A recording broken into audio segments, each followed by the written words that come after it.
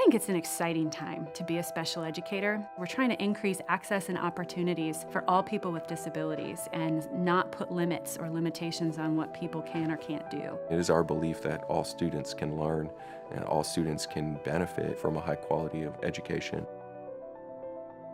Our job is to remove those boundaries and say, let us empower you so you can help empower people who need you. There's a really wonderful symbiotic relationship with the professors where there's a lot of enthusiasm in a really short amount of time and a lot of information. They are as immersed as we are, and they're so invested in us. They're really open and friendly and inviting, and they give you such great feedback. They were telling us, you did all these great things. Here's a couple things you can do. Overall, super job. And I'm just like, yes, I'm a rock star.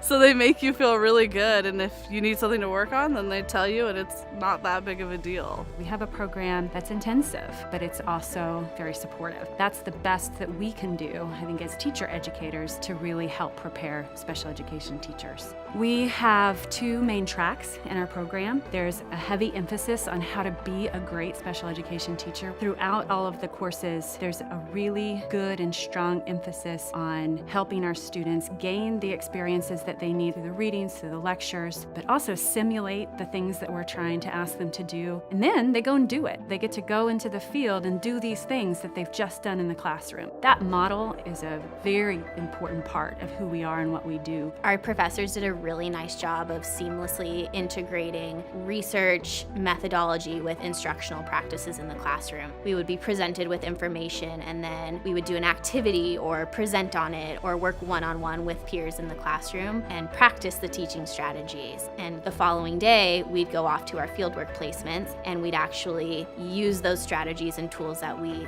learned in the classroom with the students we were actually teaching. When we think about who we are, it's this combination of both theory and practice that we try to make as seamless and as consistent throughout our program as we can. Part of the master's degree component that we have here at Cal Poly is a strand of courses that focus on educational research methods. As a way to apply the information that students are gathering within those courses, they develop an action research project that they actually conduct in school settings. We all picked a student and then tried to find an evidence-based practice that we could use to help them succeed in something. They implement that intervention or teaching approach with the student, and then they collect data on that outcome. I think it's a really powerful way for them to demonstrate their understanding of the research methodologies that they've been taught. That was also a super rewarding experience because we got to be with that student and their family all year long. The bond that you form with them and the relationship and just seeing their growth was really powerful. Every year since 1979, the U.S. Department of Education has registered teacher shortages in special education.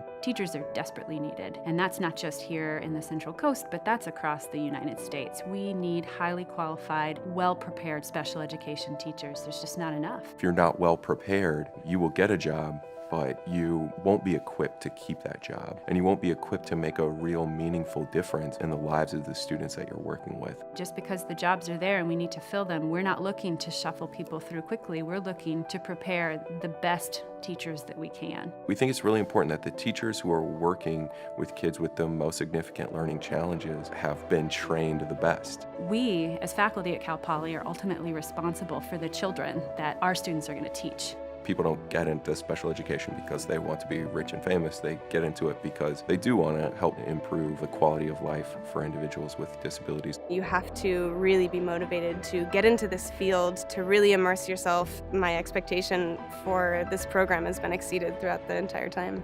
We'll have people come to us who know they want to be special education teachers, but they don't know yet how much they're going to change in order to be a great special education teacher. People who come and think, yeah, I want to do this, I want to be a special educator, that sounds like a really good job, I'm committed, who at the end are completely different people, who have transformed in a way that they have found their professional voice. You're learning so much. I feel like a whole different person.